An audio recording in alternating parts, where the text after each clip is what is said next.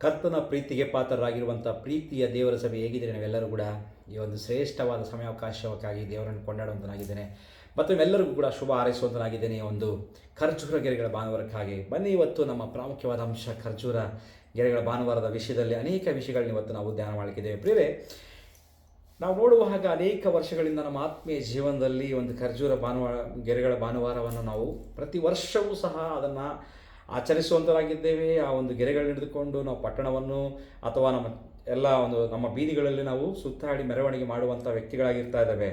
ಆದರೆ ಅನೇಕ ವಿಷಯಗಳು ಮಾಡಿದರೂ, ಅನೇಕ ವಾಕ್ಯಗಳನ್ನು ಪ್ರತಿ ವರ್ಷ ಕೇಳ್ತಾ ಇದ್ದರು. ಇವತ್ತು ನಮ್ಮ ಜೀವನದಲ್ಲಿ ನಿಜವಾಗಲೂ ಕೆಲವು ವಿಷಯಗಳನ್ನು ಸೇರಿಸಬೇಕಾಗಿರುವಂಥ ವಿಷಯಗಳನ್ನು ನಾವು ಸೇರಿಸ್ಕೊಳ್ತಾ ಇದ್ದೀವ? ಬದಲಾಯಿಸಬೇಕಾಗಿರುವಂಥ ಸಂಗತಿಗಳು ನಮ್ಮ ವಿಷಯದಲ್ಲಿ ಬದಲಾಗ್ತಾ ಇದ್ದಾವ? ಬಿಡಬೇಕಾಗಿರುವಂಥ ವಿಷಯಗಳು ಕೆಲವು ಬಿಡ್ತಾ ಇದ್ದೀವ? ಇವತ್ತು ನಿಜವಾಗಲೂ ಈ ಒಂದು ಖರ್ಜೂರ ಗೆರೆಗಳ ಭಾನುವಾರದಂದು ಇವತ್ತು ವಾಕ್ಯವು ನಮ್ಮೊಟ್ಟಿಗೆ ಏನು ಮಾತನಾಡ್ತದೆ ಎಂಬುದಾಗಿ ನಾವು ದೇವರ ವಾಕ್ಯದ ಬೆಳಕಿನಲ್ಲಿ ಇವತ್ತು ನಮ್ಮನ್ನು ನಾವು ಸರಿಪಡಿಸಿಕೊಳ್ಳೋಣ, ನಾವು ತಿದ್ದುಪಡಿಸಿಕೊಳ್ಳೋಣ. ಪ್ರಿಯರೇ, ನಮ್ಮ ವಾಕ್ಯದಲ್ಲಿ ಹೋಗೋಣ. ನೋಡುವುದಾದರೆ ಪ್ರಿಯರೇ, ಇಲ್ಲಿ ನೋಡ್ರಿ, ಇದು ಕೇವಲ ಒಂದು ಖರ್ಜೂರ ಗೆರೆಗಳ ಭಾನುವಾರ ಒಂದು ಕೇವಲ ಮೆರವಣಿಗೆ ಅಲ್ಲ. ನಾನು ಮೊದಲನೇದಾಗಿ ಹೇಳ್ತಾ ಇದ್ದೀನಿ, ಇದು ಜಯೋತ್ಸವ ಮತ್ತು ತತ್ವಗಳ ನಡುವೆ ಒಂದು ಸಂಘರ್ಷವಾಗಿ ಕಾಣ್ತಾ ಇದೆ. ಹಲ್ಲೆಲೂಯಾ. ಗಮನಿಸ್ರಿ, ಅಷ್ಟು ಮಾತ್ರಕ್ಕಲ್ಲ, ಇದು ನಮಗೆ ದೇವರು ಕೊಡ್ತಿರುವ ಒಂದು ದೈವಿಕ ಒಂದು ಆಜ್ಞೆ ಎಂಬುದಾಗಿ ನಾನು ಹೇಳಲಿಕ್ಕೆ ಇಷ್ಟಪಡ್ತಾ ಇದ್ದೇನೆ. ಪ್ರಿಯರೇ, ನೋಡ್ರಿ, ಇತಿಹಾಸ ನಾವು ನೋಡುವಾಗ ಸುಮಾರು 2000 ವರ್ಷಗಳ ಹಿಂದೆ ಆ ಒಂದು ಚಿತ್ರಣವನ್ನು ನಮ್ಮ ಕಣ್ಮುಂದೆ ಇಟ್ಕೊಳ್ಳೋದಾದರೆ ಪ್ರಿಯರೇ, ಆ ಒಂದು ಯೆರೂಸಲೇಮ್ ನಗರವು ಪಸ್ಕಾ ಹಬ್ಬದ ಒಂದು ಸಂಭ್ರಮದಲ್ಲಿತ್ತು. ಹೌದ್ರಾ? ಒಂದು ಕಡೆಯಿಂದ ರೋಮನ್ ಅಧಿಕಾರಿ ಪಿಲಾತನ ತನ್ನ ಸೈನ್ಯದೊಂದಿಗೆ ಕುದುರೆಗಳ ಮೇಲೆ ಪಶ್ಚಿಮ ದಿಕ್ಕಿನಿಂದ ಬರ್ತಾ ಇದ್ದಾನೆ. ಇನ್ನೊಂದು ಕಡೆಯಿಂದ ಯೇಸುಸ್ವಾಮಿಯವರು ಕತ್ತೆಯ ಮರಿಯ ಮೇಲೆ ಹತ್ತಿ ನಮ್ರತೆಯಿಂದ ವಿಧೇಯತ್ವದಿಂದ ಪೂರ್ವ ದಿಕ್ಕಿನಿಂದ ಪ್ರವೇಶಿಸ್ತಾ ಇದ್ದಾರೆ.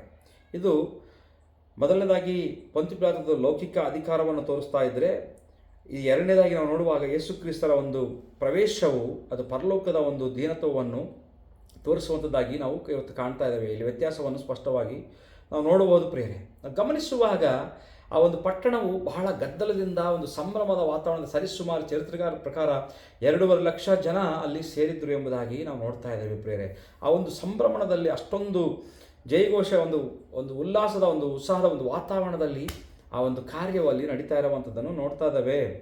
ಇಲ್ಲಿ ನಾವು ನೋಡುವಾಗ ಪ್ರಿಯರೇ, ಇಂದು ನಾವು ಕೂಡ ಒಂದು ಈ ಖರ್ಜೂರದ ಗೆರೆಗಳನ್ನು ಹಿಡಿದು ಆರಾಧಿಸಲು ಸಿದ್ಧರಾಗ್ತಾ ಇದ್ದೇವೆ. ಹೌದ್ರಾ?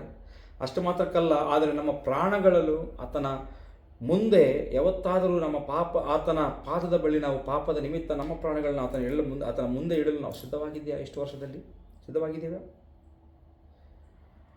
ಅನೇಕ ಸಾರಿ ನಮ್ಮ ಪರಿಸ್ಥಿತಿಗಳು ಸಹ ಬದಲಾಗಿರಬೇಕೆಂಬುದಾಗಿ ನಾವು ಹೋಸನ್ನ ಎಂದು ಕೂಗುವಂಥ ವ್ಯಕ್ತಿಗಳಾಗಿರ್ತೇವೆ. ಆದರೆ ನಮ್ಮ ಆತ್ಮಗಳನ್ನು ಬದಲಾಯಿಸಲು ಅರಸನು ಬರ್ತಾ ಇದ್ದಾನೆ ಎಂಬುದಾಗಿ ನಾವು ಯಾವತ್ತಾದರೂ ಅರ್ಥಕೊಂಡಿದ್ದೀವಾ? ಈ ಸತ್ಯವನ್ನು ಗ್ರಹಿಸಿಕೊಳ್ಳಬೇಕು ಪ್ರಿಯರೇ. ಇವತ್ತು ನಾವು ಸಂದೇಶಕ್ಕೆ ಮುಂದಕ್ಕೆ ಹೋಗುವುದಾದರೆ ಮೊಟ್ಟ ಮೊದಲನೇ ವಿಷಯ ನೋಡುವಾಗ ಪ್ರಿಯರೇ, ಮೊದಲನೇ ಅಂಶವು ನಿರೀಕ್ಷೆ ಮತ್ತು ವಾಸ್ತವಿಕತೆ ಅಥವಾ ವಾಸ್ತವ ಎಂಬುದಾಗಿ ನೋಡುವಾಗ ಮತ್ತಾಯನ ಬರೆದ ಸುವಾರ್ತೆ 21ನೇ ಅಧ್ಯಾಯದ ಧ್ಯಾನಾಂಶವು ಮತ್ತಾಯನ ಬರೆದ ಸುವಾರ್ತೆ 21ನೇ ಅಧ್ಯಾಯ 1 ವಚನಗಳು ನಾವು ನೋಡೋದಾದರೆ ಅಲ್ಲಿ ಜನರು ಅಲ್ಲಿ ಹೋಸನ್ನ ಎಂಬುದಾಗಿ ಕೂಗ್ತಾ ಇದ್ದಾರೆ. ಕೆಲವರು ಚಿಗುರುಗಳನ್ನು ಹಾಸ್ತಾ ಇದ್ದಾರೆ, ಕೆಲವರು ತಮ್ಮ ಬಟ್ಟೆಗಳನ್ನ ಹಾಸ್ತಾ ಇದ್ದಾರೆ, ಎಲ್ಲವನ್ನು ಮಾಡಿ ಕೂಗ್ತಾ ಇದ್ದಾರೆ ಎಂಬುದಾಗಿ ನೋಡ್ತಾ ಇದ್ದಾವೆ. ಇದರ ಅರ್ಥ ಇಲ್ಲಿ ನೋಡ್ರಿ, ಇಲ್ಲಿ ಹೋಸನ್ನ ಎಂಬುದಾಗಿ ಕೂಗಿದ ಅರ್ಥ ಏನೆಂಬುದಾಗಿ ನೋಡುವಾಗ, ಈಗಲೇ ನಮ್ಮನ್ನು ರಕ್ಷಿಸು. ಏನ್ರಿ? ಈಗಲೇ ನಮ್ಮನ್ನು ರಕ್ಷಿಸು ಹೋಸನ್ನ ಎಂಬ ಪದಕ್ಕೆ ಅರ್ಥ. ಆದರೆ ಇದು ಗಮನಿಸುವಾಗ ಪ್ರಿಯರೇ, ಅವರ ಉದ್ದೇಶ ನೋಡ್ರಿ, ಅವರು ಈ ಒಂದು ರೋಮ ಸಾಮ್ರಾಜ್ಯದ ಆಡಳಿತದಿಂದ ಅಥವಾ ಅವರ ಒಂದು ಬಂಧನಗಳಿಂದ ಬಿಡುಗಡೆ ನೀಡುವ ಒಂದು ಒಬ್ಬ ಅರಸನನ್ನು ಅಥವಾ ರಾಜನನ್ನು ಅವರು ನಿರೀಕ್ಷಿಸುವಂಥ ವ್ಯಕ್ತಿಗಳಾಗಿ ನಾವು ನೋಡ್ತಾ ಇದ್ದೇವೆ ಅಲ್ಲಿರುವಂಥ ಯಹೂದ್ಯ ಜನಾಂಗವು. ಪ್ರಿಯರೇ, ಆದರೆ ಯೇಸು ಕ್ರಿಸ್ತನು ನಮ್ಮನ್ನು ಪಾಪದ ಒಂದು ಸರಪಣೆಗಳಿಂದ, ಪಾಪದ ಸಂಕೋಲೆಗಳಿಂದ ಆತನಲ್ಲಿ ಬಿಡಿಸಲು ಬಂದಿದ್ದಾನೆ. ನೋಡ್ರಿ, ಅವರ ನಿರೀಕ್ಷಣೆ ಬೇರೆ ರೀತಿಯಲ್ಲಿತ್ತು. ಅವರ ನಿರೀಕ್ಷಣೆ ಒಂದು ಪೊಲಿಟಿಕಲ್ ಲೀಡರ್ ಆಗಿ, ಪೊಲಿಟಿಕಲ್ ಒಂದು ವ್ಯಕ್ತಿಯಾಗಿ, ಅರಸನಾಗಿ ಬಂದು ಆ ಒಂದು ಆಡಳಿತದಿಂದ ಬಿಡಿಸಬೇಕೆಂಬ ಆ ರೀತಿಯಾಗಿರುವಂಥ ಮೆಸ್ಸಿಯನ್ನು ಅವರು ಎದುರು ನೋಡ್ತಾ ಇದ್ದರು. ಅವರ ನಿರೀಕ್ಷೆ ಆ ರೀತಿಯಲ್ಲಿತ್ತು. ಆದರೆ ಇಲ್ಲಿ ಯೇಸು ಕ್ರಿಸ್ತನು ಆ ರೀತಿ ಬಂದಿಲ್ಲ. ನಮ್ಮ ಪಾಪದ ಸೆರಪಣಿಗಳನ್ನು ಬಿಡಿಸಲಿಕ್ಕೆ, ಆತನ ನಮಗೆ ರಕ್ಷಣೆ ಕೊಡಲಿಕ್ಕೆ ಆತನು ಬಂದಿದ್ದಾನೆ ಎಂಬುದಾಗಿ ನಾವು ನೋಡ್ತಾ ಇದ್ದೇವೆ. ಪ್ರಿಯರೇ, ಅಷ್ಟಕ್ಕೆ ಒಂದು ಉದಾಹರಣೆಯನ್ನು ನೋಡೋದಾದರೆ ನೋಡಿ, ನಿಮಗೆ ಅರ್ಥ ಆಗಲಿಕ್ಕೋಸ್ಕರ ಹೇಳ್ತಾ ಇದ್ದೇನೆ. ಒಂದು ತಂದೆ ಯಾವುದೋ ದೂರ ದೇಶದಲ್ಲಿ ಇದ್ಕೊಂಡು ಅನೇಕ ವರ್ಷಗಳ ಕಾಲ ಅಲ್ಲಿ ಉದ್ಯೋಗವನ್ನು ಮಾಡಿಕೊಂಡು ಊರಿಗೆ ಬರ್ತಾ ಇದ್ದಾನೆ. ಅದೇ ಸಮಯದಲ್ಲಿ ಆತನ ಮಗು ಅನೇಕ ವರ್ಷಗಳಿಂದ ಆ ಒಂದು ಅನಾರೋಗ್ಯದಲ್ಲಿದೆ. ಆ ಮಗು ಪರಿಸ್ಥಿತಿ ಬಹಳ ಒಂದು ಗಂಭೀರವಾಗಿತ್ತು. ಅದು ಹೇಳಲಿಕ್ಕೆ ಸಾಧ್ಯವಿಲ್ಲ ಎಂಬುದಾಗಿ, ಅಂದರೆ ಅರ್ಜೆಂಟ್ ಒಂದು ಟ್ರೀಟ್ಮೆಂಟ್ ಬೇಕಾಗಿತ್ತು. ಅಂಥ ಸಂದರ್ಭದಲ್ಲಿ ಇಲ್ಲಿ ಎರಡು ಸಂದರ್ಭಗಳು ನೋಡೋದಾದರೆ, ತಂದೆ ಏನು ತೊಗೊಂಬರ್ಬೋದಿರ್ಬೋದು, ಒಂದು ವೈದ್ಯನನ್ನು ಮಗುವಿಗೆ ಬೇಕಾಗಿರುವಂಥ ಮೆಡಿಕೇಷನ್ ಸಂಬಂಧಪಟ್ಟ ಎಲ್ಲ ವಿಷಯಗಳನ್ನ ಆತನ ಸಿದ್ಧತೆ ಪಡಿಸ್ಕೊಂಡು ತಗೊಂಬರುವಂಥ ವ್ಯಕ್ತಿಯಾಗಿ ಕಾಣ್ತಾ ಇದ್ದಾವೆ.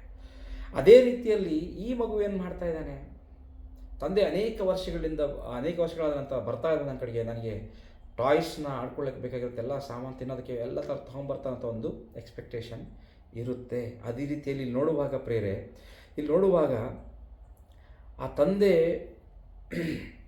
ಆ ಮಗುವಿನ ವಾಸಿ ಮಾಡಲು ವೈದ್ಯರನ್ನು ಮತ್ತು ಔಷಧನೂ ತಂದಿದ್ದಾನೆ. ಆದರೆ ಆ ಮಗುವಿಗೆ ಏನಾಗ್ತದೆ, ಬೇಸರವಾಗಬಹುದು. ಆದರೆ ತಂದೆ ಗೊತ್ತು ಏನಂತ, ಮಗುವಿನ ಪ್ರಾಣ ಉಳಿಸುವುದು ಮುಖ್ಯವೆಂದು. ನಮಗೆ ಸೌಕರ್ಯ ಬೇಕ್ರಿ, ಆದರೆ ದೇವರಿಗೆ ನಮ್ಮ ರಕ್ಷಣೆ ಮುಖ್ಯ. ನಮಗೆ ಆಶೀರ್ವಾದಗಳು ಅದರಲ್ಲಿ ಯೇಸು ಕ್ರಿಸ್ತನಿಗೆ ನನ್ನ ರಕ್ಷಣೆಯಲ್ಲಿ ಪ್ರಾಮುಖ್ಯವಾಗಿತ್ತು. ಈ ಸತ್ಯತೆಯನ್ನು ನಾವು ಅರ್ಥಕೊಳ್ಳಬೇಕು ಪ್ರಿಯರೇ. ಅದರಲ್ಲಿ ಅವರ ನಿರೀಕ್ಷೆ ಮೆಸ್ಸೇಯನು ಯೇಸು ಕ್ರಿಸ್ತನ ಪಾಪವನ್ನು ಬಿಡಿಸ್ಲಿಕ್ಕೆ ಬಂದಿದ್ದಾನೆ. ಮೊದಲನೇ ವಿಷಯ. ಎರಡನೇದಾಗಿ ನಾವು ಬೇಗ ಮುಂದಕ್ಕೆ ಹೋಗೋಣ. ನಾವು ನೋಡುವಾಗ ಇಲ್ಲಿ ಜಯಘೋಷಗಳ ಮಧ್ಯದಲ್ಲಿ, ಆ ಜಯಘೋಷಗಳ ನಡುವೆ ಯೇಸು ಕ್ರಿಸ್ತನ ಒಂದು ಕಣ್ಣೀರನ್ನು ನಾವು ಕಾಣ್ತಾ ಇದ್ದೇವೆ. ಲೂಕನ ಬರೆದ ಸುವಾರ್ತೆ 19ನೇ ಅಧ್ಯಾಯ ಮಾತುಗಳನ್ನು ನಾವು ಓದಿಕೊಳ್ಳೋಣ. 41ನೇ ಅಧ್ಯಾಯ 41ನೇ ವಚನ, 43ನೇ ವಚನ, 44 ವಚನಗಳು ನಾವು ಓದೋದಾದರೆ, ಅಲ್ಲಿ ತರುವಾಯ ಆತನು ಸಮೀಪಕ್ಕೆ ಬಂದಾಗ ಪಟ್ಟಣವನ್ನು ನೋಡಿ ಅದರ ವಿಷಯವಾಗಿ ಹತ್ತು, ನೀನಾದರೂ ಸಮಾಧಾನಕ್ಕೆ ಬೇಕಾದದ್ದನ್ನು ಇದೇ ದಿನದಲ್ಲಿ ತಿಳಿದುಕೊಂಡರೆ ಎಷ್ಟೋ ಒಳ್ಳೆಯದು. ಆದರೆ ಈಗ ಅದು ನಿನ್ನ ಕಣ್ಣಿಗೆ ಮರೆಯಾಗಿದೆ.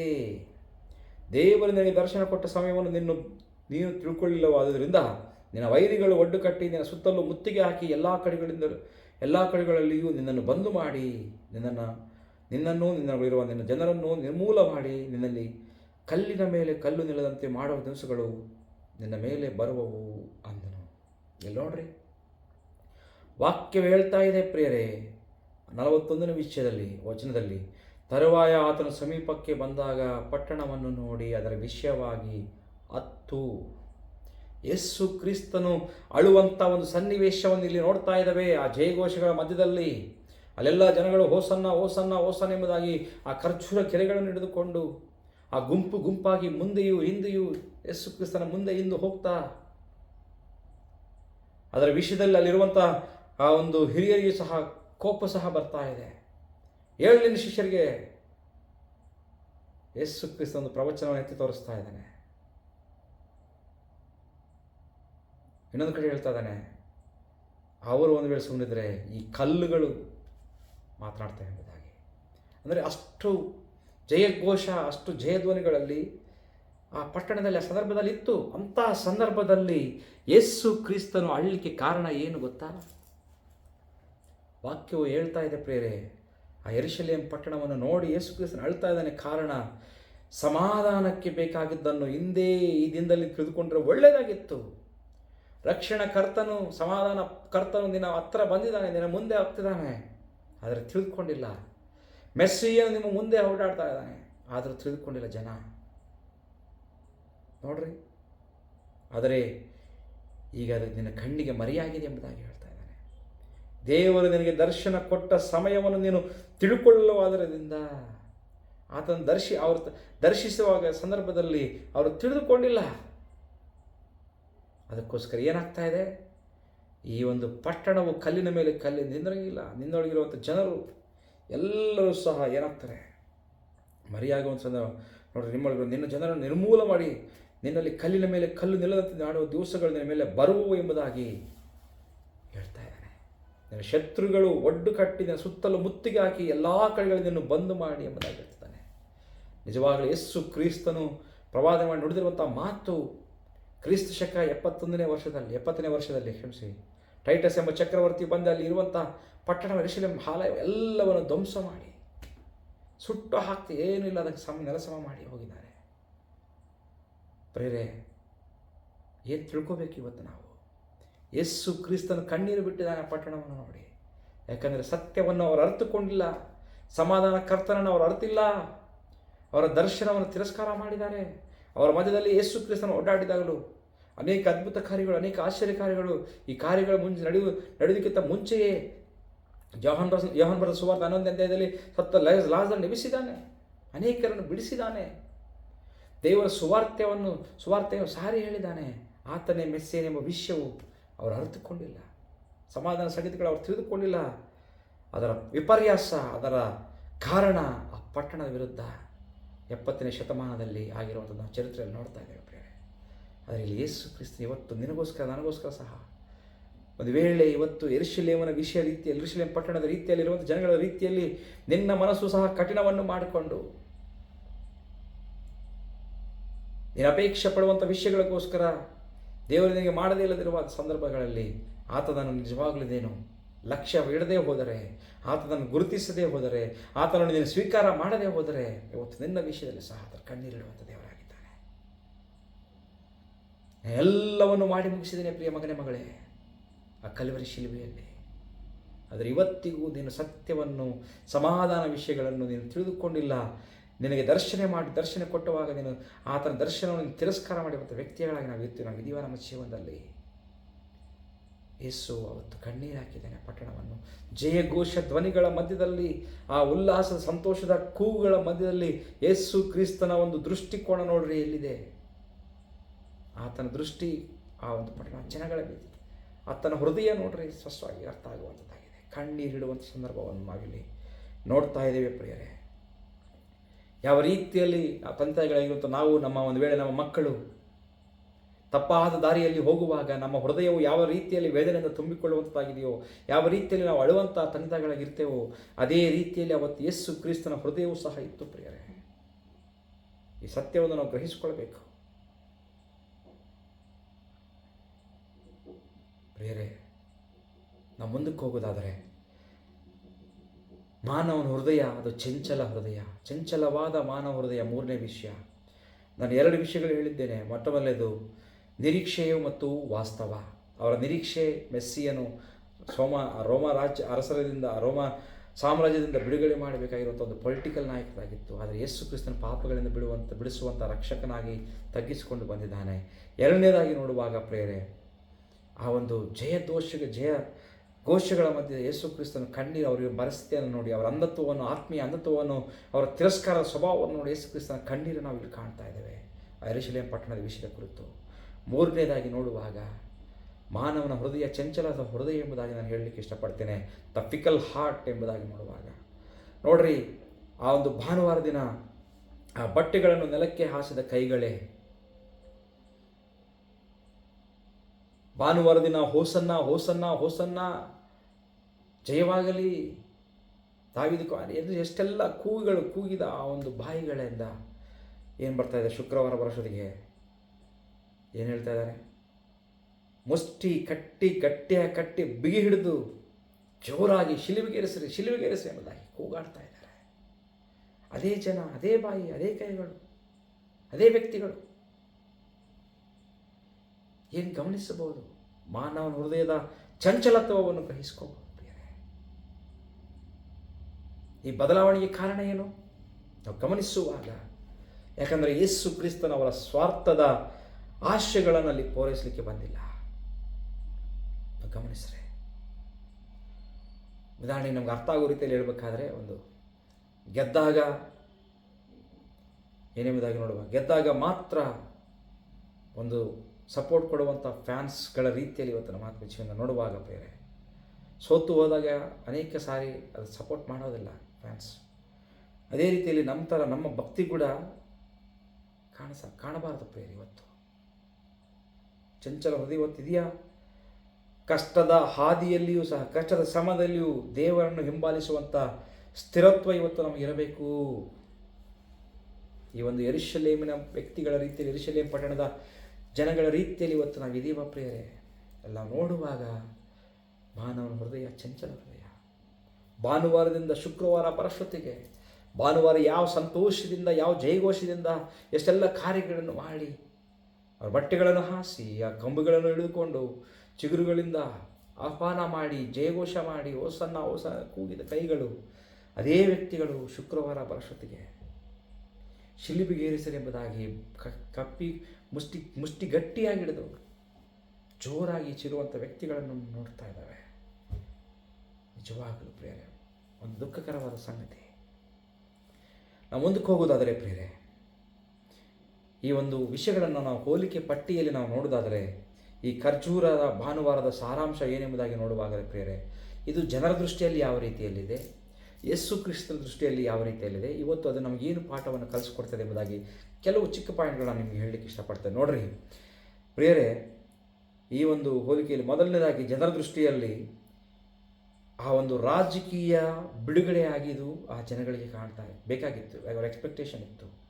ಆದರೆ ಯೇಸು ಕ್ರಿಸ್ತನ ದೃಷ್ಟಿಯಲ್ಲಿ ಅದು ಪಾಪದಿಂದ ತುಂಬಿಕೊಂಡಿರುವ ಈ ಲೋಕವನ್ನು ಬಿಡುಗಡೆ ಮಾಡುವಂಥ ರಕ್ಷಣೆಯಾಗಿ ಅಲ್ಲಿ ಕಾಣ್ತಾ ಇದೆ.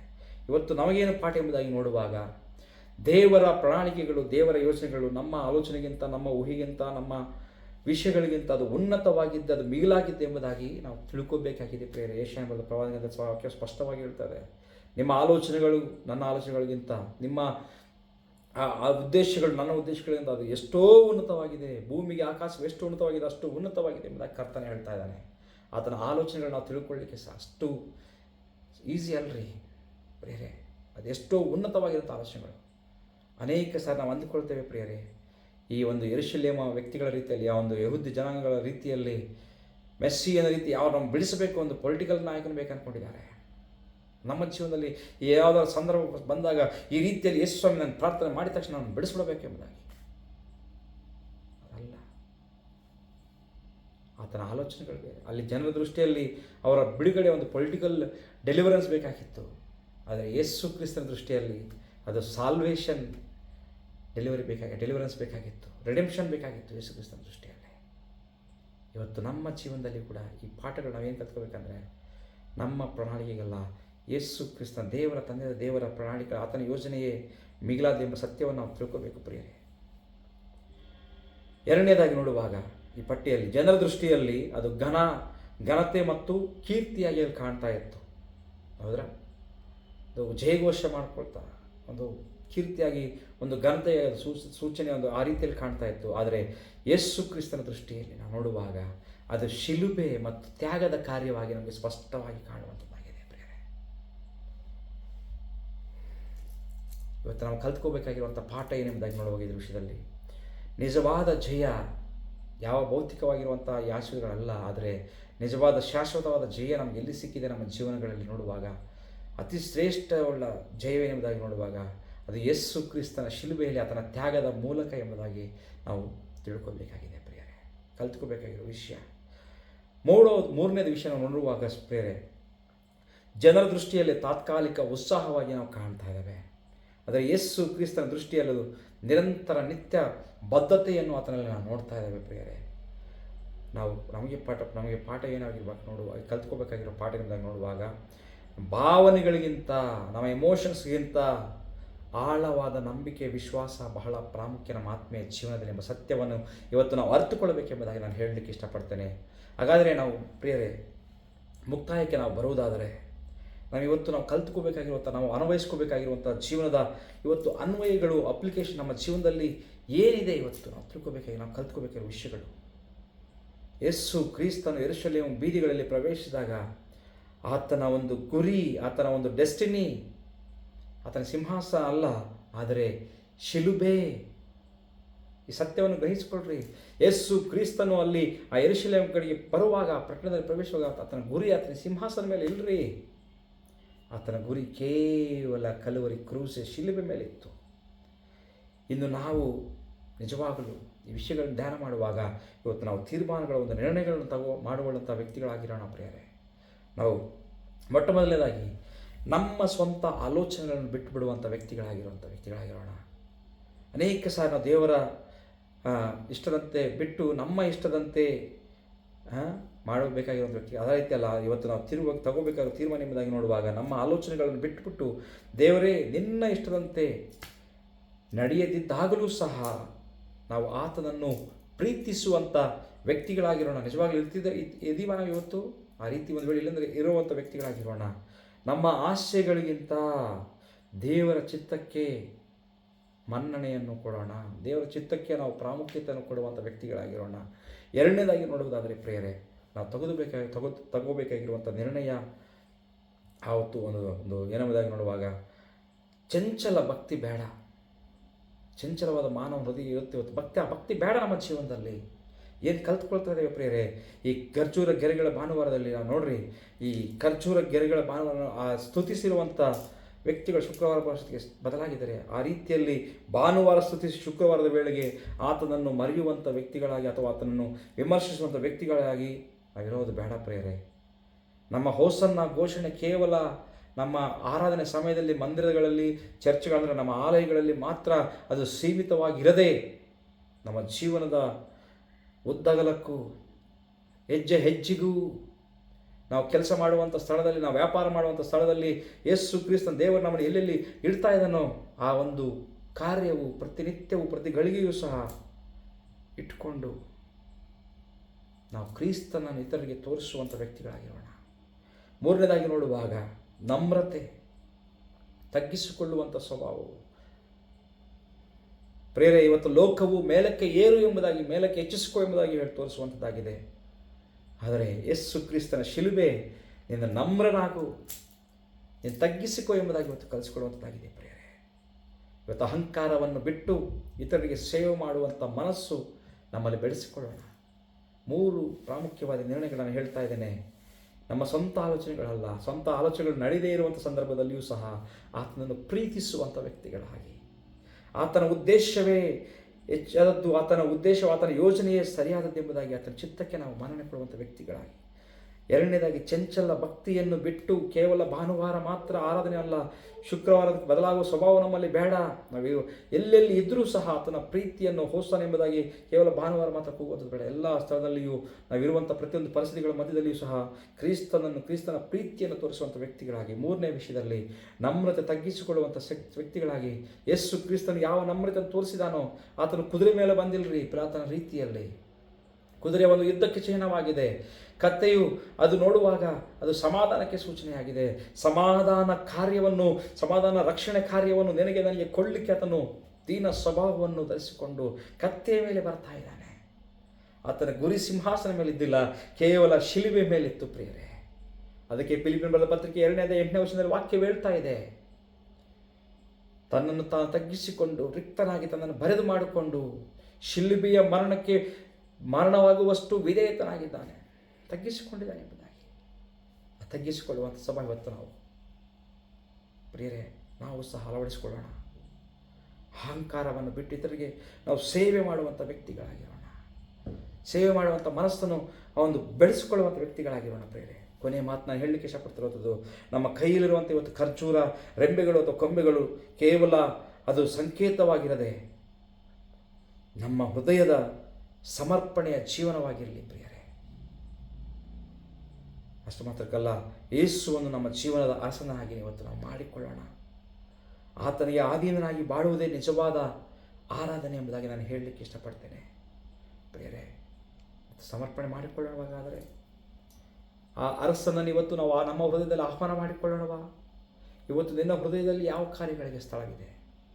ಆ ಮಹಿಮೆಯ ಅರಸನಿಗೆ, ಆ ಒಂದು ಸಮಾಧಾನದ ಅರಸನಿಗೆ, ಆ ಶಾಂತಿ ಗುಣವನ್ನು ಹೊಂದಿಕೊಂಡು ಬರುವಂಥ ಅರಸನಿಗೆ, ರಕ್ಷಣೆಯನ್ನು ತಗೊಂಡ್ಬಂದಿರುವಂಥ ಅರಸನಿಗೆ ಇವತ್ತು ನಿನ್ನ ನನ್ನ ಹೃದಯದಲ್ಲಿ ಸ್ಥಾನವನ್ನು ಕೊಡೋಣ ಪ್ರಿಯರೇ.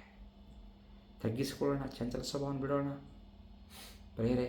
ದೇವರ ಚಿತ್ತಕ್ಕೆ ನಮ್ಮನ್ನು ಒಪ್ಪಿಸಿಕೊಳ್ಳೋಣ. ಆತನ ಚಿತ್ತದಂತೆ ನಾವು ನಡೆಯವರಾಗಿರೋಣ. ಈ ಖರ್ಜೂರ ಗಿಡಗಳ ಭಾನುವಾರ ಪ್ರತಿ ವರ್ಷವೂ ನಮ್ಮ ಜೀವನದಲ್ಲಿ ಬರ್ತಾ ಇದೆ. ನಾವು ವಾಕ್ಯವನ್ನು ಕೇಳ್ತಾ ಇದ್ದೇವೆ. ಆದರೆ ಇವತ್ತು ಕಲಿತುಕೊಂಡಿರುವಂಥ ಪಾಠ, ಕ್ರಿಸ್ತನು ಮಾತನಾಡಿರುವಂಥ ಮಾತುಗಳು, ಪರಿಶುದ್ಧಾತ್ಮ ಮಾತಾಡಿರುವಂಥ ಮಾತುಗಳು ಇವತ್ತು ನಮ್ಮ ಆತ್ಮೀಯ ಜೀವನದಲ್ಲಿ ನಾವು ಸ್ವೀಕಾರ ಮಾಡೋಣ. ಆ ರೀತಿಯಾಗಿ ನಾವು ಜೀವನ ಮಾಡೋಣ. ಆತನ ಮೆಚ್ಚಿಸುವಂಥ ವ್ಯಕ್ತಿಗಳಾಗಿರೋಣ. ಆತನಿಗೇ ಮಹಿಮೆ ಸಲ್ಲಲಿ. ದೇವರು ನಮ್ಮನ್ನು ಹೇರಳವಾಗಿ ಆಶೀರ್ವಾದ ಮಾಡಲಿ. ಆಮೇನ್.